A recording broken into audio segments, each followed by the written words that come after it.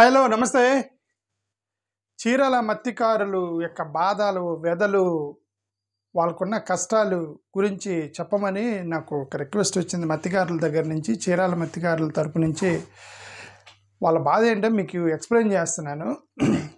గతంలో కూడా ఒక వీడియో పెట్టాను. అదేంటంటే సముద్రంలో సముద్రాన్ని దొంగలెత్తుకెళ్ళారని గతంలో ఒక వీడియో పెట్టాను నేను. ఆ వీడియో చాలామంది చూశారు, 20,000 మంది దాకా చూశారు ఆ వీడియో. ఇప్పుడు ఇది మళ్ళీ నాకు కొన్ని ఫోటోలు పంపించారు. మళ్ళీ ఏంది, అక్కడున్న కొద్దిగా మొక్కను కూడా ఎత్తేస్తున్నారట. ఎవరండి సముద్రం దగ్గరికి వచ్చి ఇదంతా చేస్తుంది ఎవరు? సముద్రంలో ఇంత అరాచకానికి ఎవరు దిగుతారు అని అంటే, ఎవరో అక్కడ ఏదో బిజినెస్ యూనిట్ ఏదో పెడుతున్నారట. బిజినెస్ యూనిట్ అంటే అది హోటల్ కావచ్చు, రెస్టారెంట్ కావచ్చు, రిసార్ట్ కావచ్చు, హాస్పిటల్ కావచ్చు, ఏదైనా సరే ఎనీ వన్ బిజినెస్ యూనిట్ ఏదో కట్టడానికి ప్రయత్నం చేస్తున్నారట అక్కడ చీరాల్లో. ఇప్పుడు నేనేమన్నానంటే, వ్యాపారస్తులు అనేవాళ్ళు ఏదైనా చేస్తారండి. వ్యాపారస్తుడు పని ఏంటి? వ్యాపారం చేయటానికి వాళ్ళు ఎంతవరకైనా వెళ్తారు, వాళ్ళు ఎంతమందిని రిక్వెస్ట్ చేస్తారు, ఎంతమందిని వెకేట్ చేయమంటారు, బోట్లు ఎత్తేంటారు అంటారు, మీరంతా పేదోళ్ళు పక్కకి వెళ్ళిపోయింటారు, మేము కంపెనీ కట్టుకుంటాం అంటారు. వాళ్ళు ఇప్పుడు దేర్ బిజినెస్ పీపుల్ అండి. వాళ్ళు వ్యాపారమే ప్రధానము, ప్రజల క్షేమము అవన్నీ ఆలోచించరు. వ్యాపారస్తుడు డబ్బులు పెట్టి ఎంత లాభం వస్తుంది, రేపొద్దున 100 కోట్లు పెడితే 200 కోట్లు లాభం వస్తుందా లేదో ఆలోచిస్తాడండి. అలాంటప్పుడు వాళ్ళు ఎంతవరకైనా వెళ్తారు. వాటిని కంట్రోల్ చేయాల్సిన బాధ్యత ప్రభుత్వాన్ని. వ్యాపారస్తుల్ని, ప్రజల క్షేమం కోసం వ్యాపారస్తుల్ని కంట్రోల్ చేయాల్సిన బాధ్యత ప్రభుత్వాన్ని. కాబట్టి నేను ఇది వ్యాపారస్తులు తప్పని నేను అన్ను, ప్రభుత్వం తప్పని అంటాను నేను. ప్రభుత్వం యొక్క మీరు సరిగా మెజర్స్ తీసుకోవడం జరుగుతుందని నేను అంటాను. ఇది ఇప్పుడు ఏందండి, ఇప్పుడు దీనివల్ల ఏంటి, ఇక్కడ ఏదో రిసార్ట్ కట్టుకుంటే ఏంటి ప్రాబ్లం? చీరాల ఎక్కడ అంటే, ఫస్ట్ ఆఫ్ ఆల్ సముద్రం దగ్గరకు వచ్చి మీరు సాఫ్ చేస్తే సముద్రం ఎలా వర్క్ అవుతుందండి? ఇప్పుడు సముద్రంలో నీళ్లు రాకుండా ఉండటానికి ఆ శాండ్ అనేది దెబ్బలుగా ఉండిద్దండి. శాండ్ అనేది ఆ దెబ్బలే వీటిని యాక్చువల్గా సముద్రంలో బయటికి రాకుండా చేస్తూ ఉంటాయి. ఇప్పుడు వీళ్ళు ఏం చేస్తున్నారు, ఆ దెబ్బల్ని సాఫ్ చేస్తున్నారు రెస్టారెంట్ పేరుతోటి. దెబ్బల్ని సాఫ్ చేస్తే ఏమైంది, ఇంకొక కిలోమీటర్ మేర ఆ యొక్క అలలను వచ్చేస్తాయి. అంతే కదండి. అడ్డకట్ట తీసేస్తే వచ్చేస్తాయి కదండి. ఆ ఫోర్స్ మీద ఏదో కొద్దిగా వర్షం పడ్డప్పుడు ఏదో ఒక టైంలో, ఇప్పుడు రాపోయినా సరే ఆ దెబ్బలు వచ్చినప్పుడు అక్కడే పార్కింగ్ చేసుకున్నటువంటి 2 ప్రాబ్లమ్స్. ఒకటి ఎన్విరాన్మెంట్ ప్రాబ్లం, ఆఫ్ కోర్స్. ఒకటి ఎన్విరాన్మెంట్ని డిస్టర్బ్ చేస్తున్నారు. నేచర్ని ఎప్పుడు మనం డిస్టర్బ్ చేయకూడదు. ముఖ్యంగా ఇది సముద్రం యొక్క మౌత్ని ఎప్పుడు డిస్టర్బ్ చేయకూడదు. First number 1 environment disturbance. రెండోది, అక్కడ మత్స్యకారులు వాళ్ళందరూ కూడా దీనికి మత్స్యకారులు అడ్డుపడుతున్నారు. మత్స్యకారులు ఎందుకు అడ్డుపడుతున్నారంటే, వాళ్ళకి ఎన్విరాన్మెంట్ మీద ప్రేమ ఇది కాదు. వాళ్ళ బాధ ఏంటంటే, అక్కడ మత్స్యకారులు ఏమంటారు, ఆ బోట్లు అవన్నీ పార్కింగ్ చేసుకుంటారు. అక్కడ బోట్లు పార్కింగ్ చేసినప్పుడు నువ్వు దాన్ని సదిని చేస్తున్నావు. ఆ యొక్క అలలు ఫాస్ట్గా ఏదో వర్షాకాలంలో ఫాస్ట్గా వచ్చేసి బోట్లను ఎత్తుకుపోతాయి, సముద్రంలోకి తెంపేస్తాయి, కొట్టుకుపోతాయి బోట్లు. వాళ్ళ జీవనాధారం పోయిద్ది, వాళ్ళందరూ కష్టాలు పడతారు.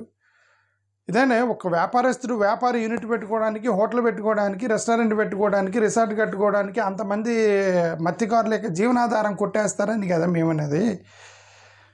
దీన్ని ఇప్పుడు వ్యాపారస్తుడి పాయింట్ ఆఫ్ వ్యూలో he thinks that is doing business, but వీళ్ళ యొక్క జీవనాధారము ఈ రెండింటి మధ్య అలైన్ చేయాల్సిన ప్రభుత్వం బాధ్యత కదా. ప్రభుత్వం ఎందుకు చూస్తూ ఉంది అనేది ఇప్పుడు నా డౌట్. నేను ఎక్కువ మాట్లాడను, మీకు చూపిస్తాను వాళ్ళు ఏం చేస్తారు, వాళ్ళ యొక్క బాధ ఏంటి అనేది మీరే వినండి. వాళ్ళ యొక్క బాధ ఏంటి అనేది చూడండి. ఇవన్నీ ఎత్తేస్తున్నారంట.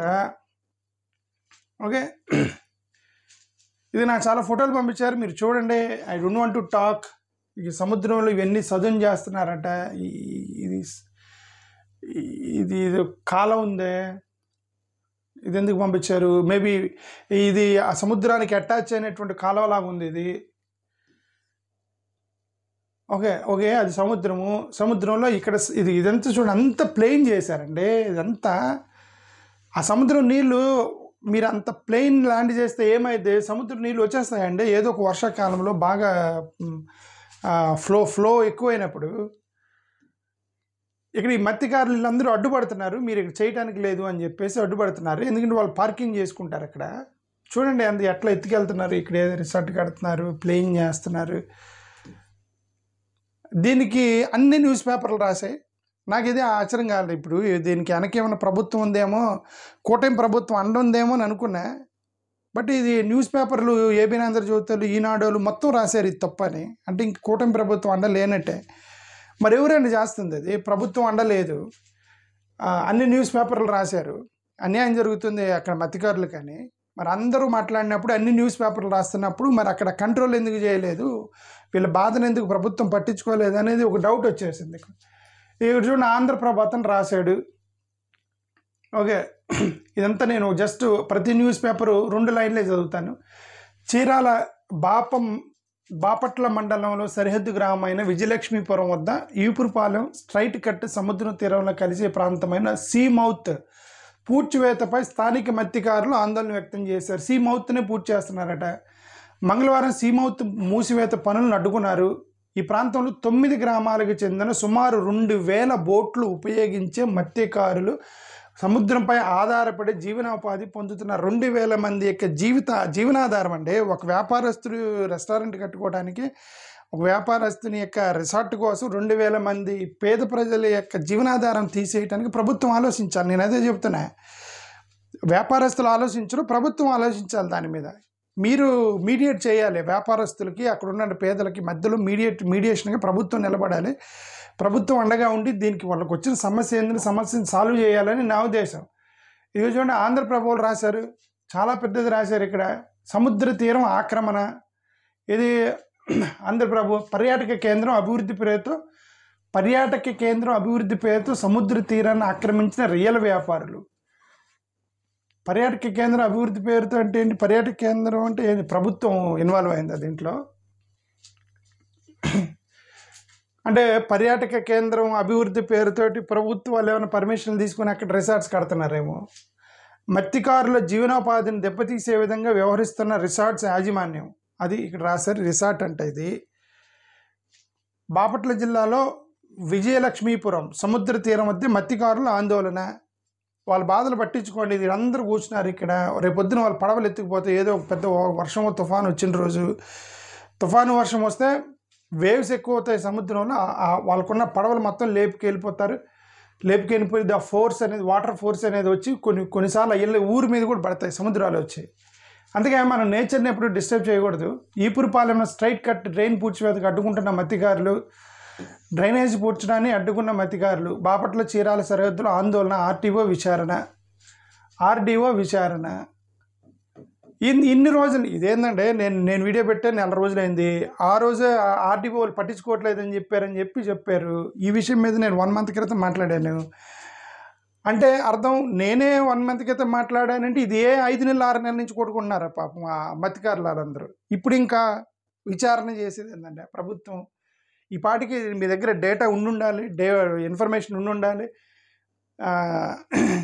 ఇంకా అదేనండి, ఇప్పుడు ప్రభుత్వంలో ఇప్పుడు వ్యాపారస్తులు ఏంటంటే వ్యాపారం చేసుకోవడానికి ప్రభుత్వానికి కొద్ది గొప్ప ఎంతో కొంత సమర్పించుకున్నారనుకోండి, చూసి చూడనట్టుగా వదిలేసి ఉంటారు. ఇప్పుడు గొడవ చేశారు కాబట్టి ఇప్పుడు వాళ్ళకి తప్పదు కాబట్టి ప్రభుత్వం ఇన్వాల్వ్ అవుతున్నట్టుంది. ఏదైనా anything what ever it happens, okay, గతంలో ఏం జరిగింది మనకు తెలియదు. ప్రభుత్వం ఇప్పుడైనా ఇన్వాల్వ్ అవ్వాలి. ఇన్వాల్వ్ అయ్యి వీళ్ళందరినీ ఆదుకోవాలి. మత్స్యకారులను ఆదుకోవడం తర్వాత సంగతి. ఎన్విరాన్మెంట్ని కాపాడాలి. ఎన్విరాన్మెంట్ని కాపాడిపోతే ఇది సముద్రానికి కోపం వచ్చిందంటే రాష్ట్రం మొత్తం తుడుచుకుపడిపోయింది. ఏదో ఒక రోజు సునామీ లాంటిది వచ్చిందంటే. చూడండి, చీరాల బాపట్ల, ఇది ఈనాడు పేపర్ రాశారు. ఈనాడు పేపర్లు రాశారు అంటే అర్థం మరి ఇంకా అది టీడీపీ వాళ్ళు వెనక లేరని నా ఉద్దేశం. అదర్వైజ్ ఈనాడు వాళ్ళు కవరేజ్ ఇవ్వరు దీనికి. చీరాల బాపట్ల మండలాల సరిహద్దుల్లో ఈపురపాలెం స్ట్రైట్ కట్ మురుగు కాలువ సముద్రంలో కలిసే ముఖద్వారాన్ని మూసివేస్తూ పనులు చేయడంపై మత్స్యకారులు ఆగ్రహం వ్యక్తం చేశారు. ఇంక ఇదంతా సేమ్ న్యూస్ అన్ని పేపర్లు రాశారు. సాక్షి ఏం రాశారు? కడలిని మింగేసిన పచ్చనేత అంటే ఇక్కడ తెలుగుదేశం వాళ్ళు ఉన్నారని సాక్షిలో రాశారు. వీళ్ళు చదువుతాం సాక్షిలో ఏం రాశారు.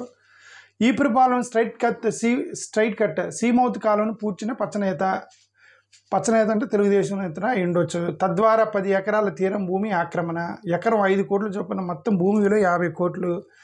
ముడుపులు పుచ్చుకొని కొంత భూమికి పట్టాలు ఇచ్చిన అధికారులు, మిగిలిన ఆక్రమణకి డీకేటీలు సిద్ధం. స్ట్రైట్ కట్ పూడ్చడంతో కాలువలోని 2000 పడవలు, నిషేధం మిగిసిన 2 రోజులు నడిచినా వేటకు వెళ్ళలేని మత్స్యకారులు, పనులను అడ్డుకున్న 9 గ్రామాల మత్స్యకారులు, న్యాయం చేయకపోతే ఆందోళన ఉద్యమం చేస్తా ఉన్న మత్స్యకారులు. అంటే అర్థం దీనికి వెనక ఎవరో తెలుగుదేశం నాయకులు ఉన్నారట. సాక్షి న్యూస్ ప్రకారం. ఓకే, కాలువ పోడ్చుతుందో ఈపురపాలెంలో స్ట్రైట్ కట్లో నిలిచిన మత్స్యకారులు బోట్లు. ఇది అదేనండి. ఇప్పుడు ఇది ఇక్కడ ఒక కాలువ స్ట్రైట్ కట్ ఉంది, సముద్రం కనుక అది వచ్చేసిందంటే ఈ బోట్లన్నీ ఎత్తుకుపోయిద్దండి. ఏదో ఒక రోజు ఒక బోటు కొనుక్కోవాలంటే వాళ్ళ వల్ల కాదు. అది 10-15 లక్షలు 20 లక్షలు పెట్టి కొంటారు ఒక బోట్లని. అది ఏమాత్రం ఒక్కోది. అందుకే మనం ఎప్పుడు కూడా ఇది చూడండి ఇక్కడ కాలువని వాళ్ళు సాఫ్ చేస్తే మొత్తం వచ్చి ఎత్తుకెళ్ళిపోతాయి ఇవన్నీ. రియల్టర్తో ఎమ్మెల్యే మంతనాలు. ఈపురపాలెం స్ట్రైట్ కట్ ఆక్రమణ గొడవ విషయం తెలుసుకున్న బాపట్ల ఎమ్మెల్యే వేగేసిన నరేంద్ర వర్మ హుటాహుటిని వెళ్ళి రియాల్టర్ వెంకటరావుని కలిసి ఆయన అతిథి గృహంలో మంతనాలు సాగించారు. ఎమ్మెల్యే తీరుపై మత్స్యకారులు ఆక్రమితం చేస్తున్నారు. అది అంటే ఎమ్మెల్యే కూడా దీంట్లో ఇన్వాల్వ్ అయ్యాడని చెప్పేసి సాక్షి ప్రకారం. పనులు అడ్డుకున్న మత్స్యకారులు, బోర్ల వెంకటరావుపై చర్యలు తీసుకోవాలి. ఇది అన్యాయం అండి. ఇది మత్స్యకారులకు అన్యాయం. ఇది సీమౌత్ మూసివేతపై ఆగ్రహం. ఇది ఏ పేపర్ రాశారండి? దిశ పేపర్, దిశ ప్రతినిధి. సీమౌత్ మూసివేతపై ఆగ్రహం. ఆందోళనకు దిగిన మత్స్యకార గ్రామాలు, మత్స్యకారులకు మద్దతుగా ప్రజా సంఘాలు. విచారణకు ఆదేశించిన జిల్లా కలెక్టర్. పాపం ఈయన చాలా రాశాడు, కష్టాలన్నీ రాశాడు. ఈ దిశ పేపర్ అతను, దిశ ప్రతినిధి. రిసార్ట్స్ యాజమాన్యంతో మంతనాలు, ఎమ్మెల్యే వర్మ మాట తప్పారు. ఈయన కూడా ఎమ్మెల్యే గురించి రాశారు. గతంలో ప్రతిపక్షంలో ఉన్నప్పుడు మత్స్యకారులకు అండగా ఉంటానని చెప్పిన ప్రస్తుత బాపట్ల శాసనసభ్యుడు వేగేసిన నరేంద్ర వర్మ ఇప్పుడు మాట తప్పి రియల్ ఎస్టేట్ వ్యాపారులు కొమ్ము కాయడం, మత్స్యకారులు గొంతుకోవడమేనని గ్రామ పెద్దలు ఆరోపించారు. అదే సంగతి. అంటే సాక్షి వాళ్ళు రాసింది వీళ్ళు రాసింది ఒకటే. ఎమ్మెల్యే హ్యాండ్ ఉంది అని చెప్పేసి చెబుతున్నారు వాళ్ళు ఈ యొక్క పేపర్ల ప్రకారం. ఓకే, ఇవి నాకు వచ్చిన న్యూస్ క్లిప్పులు. కొన్ని వీడియోలు పంపించారు. ఆ వీడియోలు నేనేం మాట్లాడి మీరే చూడండి వాళ్ళు ఏం మాట్లాడుతున్నారో.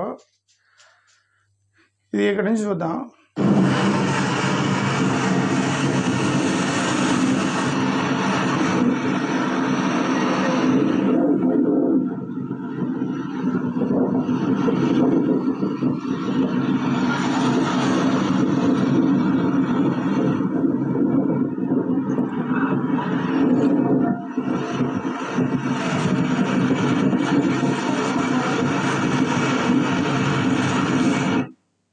అది ఒక వీడియో. ఇంకోటి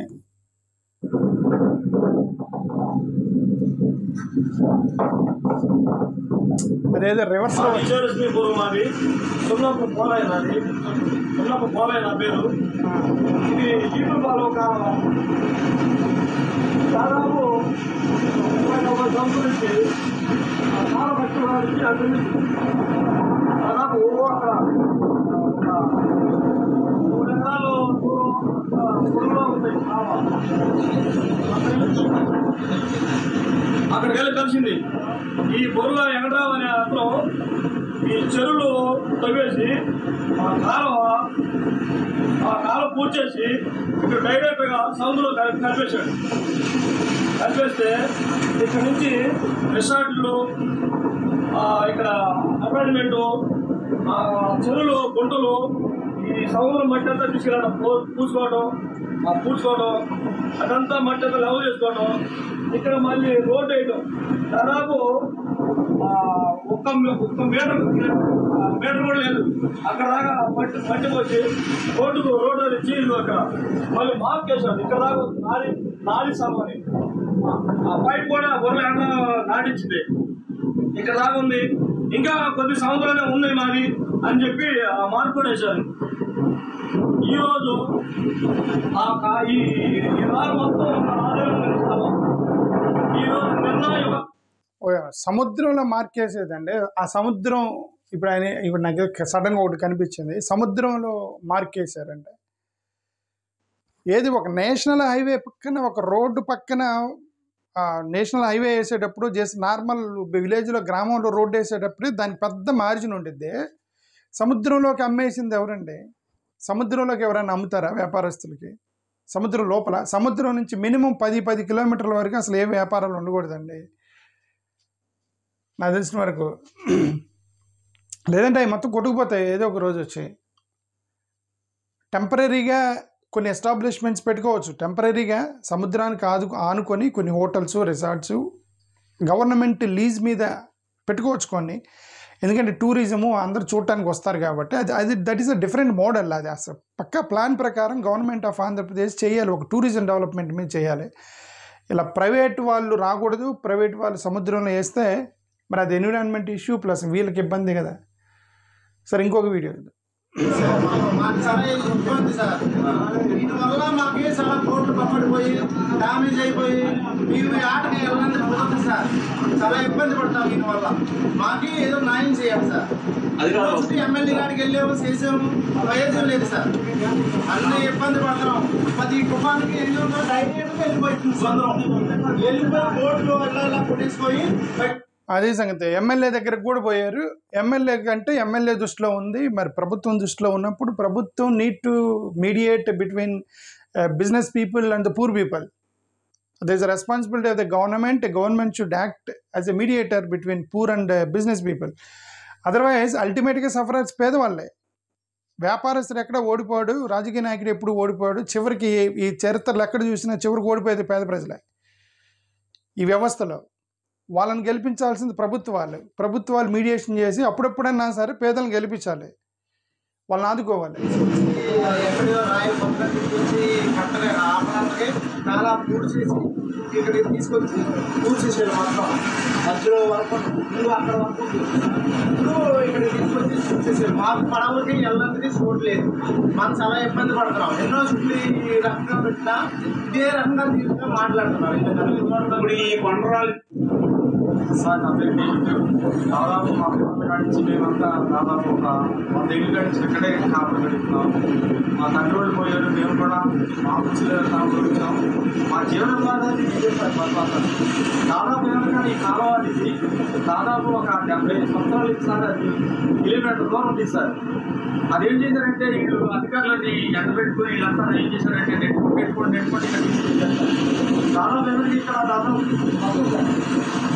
ఇందులో 3000 బోట్లు ఉన్నాయి సార్. వాటరేవు, నారాయణపేట, తర్వాత చిన్నబర్మ, పెద్దబర్మ, తర్వాత ఎవరికైనా గాంధీ కాలనీ, తర్వాత సునామీ కాలనీ, తర్వాత తుఫానగరము. 3000 బోట్లను ఖాళీ చేయించారు. 3000 బోట్లు ఖాళీ చేయించారంటే ఒక్కొక్క కుటుంబం మీద కనీసం ఒక 4-5 డిపెండ్ అయినా సరే ఆల్మోస్ట్ ఎంతండి, 12 నుంచి 15,000 మంది జీవనాధారం అండి. ఒక చిన్న వ్యాపారస్తుడి కోసం అవసరమైంది. ప్రభుత్వం ఆలోచించాలి. ఇది 3000 బోట్లని ఎఫెక్ట్ చేసి ఇచ్చారు. అధికారులను అడ్డం పెట్టుకొని చేస్తున్నారని చెప్తున్నాడు ఇతను. మరి ఇది నిజమంతా అనేది ప్రభుత్వం ఇన్వెస్టిగేట్ చేయాలి. దీని మీద డీప్ ఇన్వెస్టిగేషన్ చేయాలని we are asking the government of Andhra Pradesh. ముందు మా పొంగు ఎలా ఉంటుందంటే ఇలాగ నేరుగా ఇలా ఉంటుందండి. దుర్గం పెట్టంటే మాకు అనుకూలంగా అప్పుడు కాలావ మాకు అనుకూలంగా ఉండేది. బోట్లు వేటకి వెళ్ళడానికి కానీ రావడానికి కానీ చాలా అనుకూలంగా ఉండేది. ఈయన మధ్యలో వచ్చి రాత్రుల్లో ఒక రాళ్ళు తీసుకొచ్చి కాలువకి వేసి రావడం ఎండగలే బోట్లు రావడం పగిలిపోవడం 10 లక్షలు 15 లక్షల రూపాయలు యావచ్చేసిన బోట్లు ఉన్నాయి, పగిలిపోతున్నాయి. బోట్లు మన తల్లిదండ్రులు ఎక్కుతున్నారు. ఇక్కడ చూస్తే అడుగుతుంటే ఒక 50 అది 10 నుంచి 15 లక్షల రూపాయల బోట్ ఒక్కొక్కటి. అది సముద్రంలో కానీ కొట్టుకుపోయిందనుకో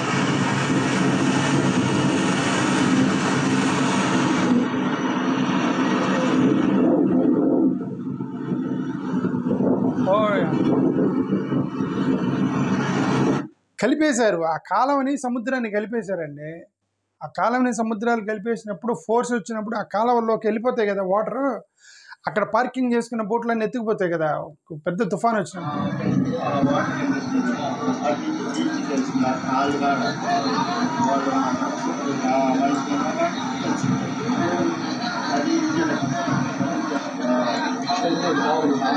శీలం Ravikumar, I know this brother.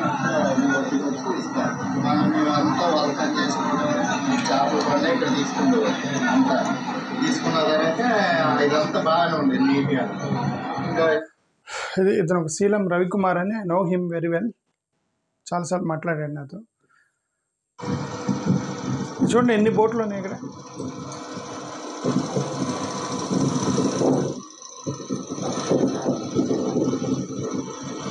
ఈ బోట్లన్నీ ఎత్తుకుపోతాయి.